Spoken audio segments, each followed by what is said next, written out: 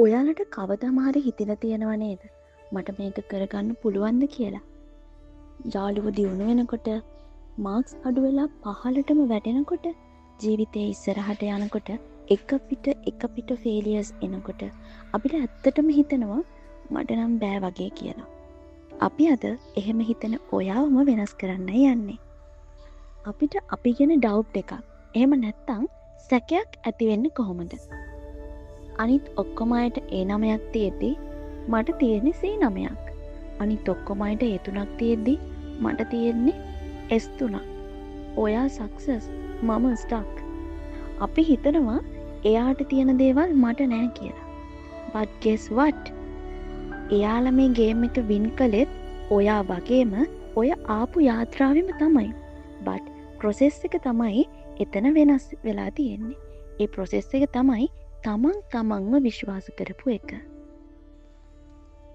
පළවෙනි එක තමයි ස්මෝල් වින්ස් සමරන්න. ඒ කියන්නේ ඔයාගේ ජීවිතේට ඔයාට හම්බෙන හැම චූටි දෙයකටම තෑන්ක් කරලා හැම චූටි දෙයක්ම හරි ලස්සනට සමරන්න. අංක 2 තමන්ගේම ප්‍රොසෙස් එක ගැන බලාගන්න. වෙන අයගේව නෙමෙයි. තමන්ගේ ප්‍රෝග්‍රස් එක ඩේලි අප්ඩේට් එකක් කරගන්න. අංක 3 100% ස්මෝල් ටාස්ක් කම්ප්ලීට් කරන්න. චූටියට පටන් අරගෙන 101 ගානේ ඩේලි දියුණු වෙන්න. අනිත් අයත් එක්ක තමන්ව සංසන්දනය කරන එකෙන් නැති වෙන්නේ ඔයාට ඔයාගෙම සතුට.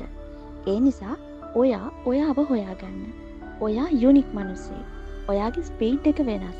ඒ නිසා නැවත උත්සාහ කරන එක තමයි ඔයාගේ රියල් ස්ට්‍රෙන්ත් එක වෙන්නේ. කරන්න බැහැ කියලා ඔයා හිතපු ගොඩක් දේවල් ඔයා ප්‍රැක්ටිස් කරද්දි ඔයාගේ මයින්ඩ් එක කරන්න පුළුවන් දේවල් බවට පත් කර ගන්නවා.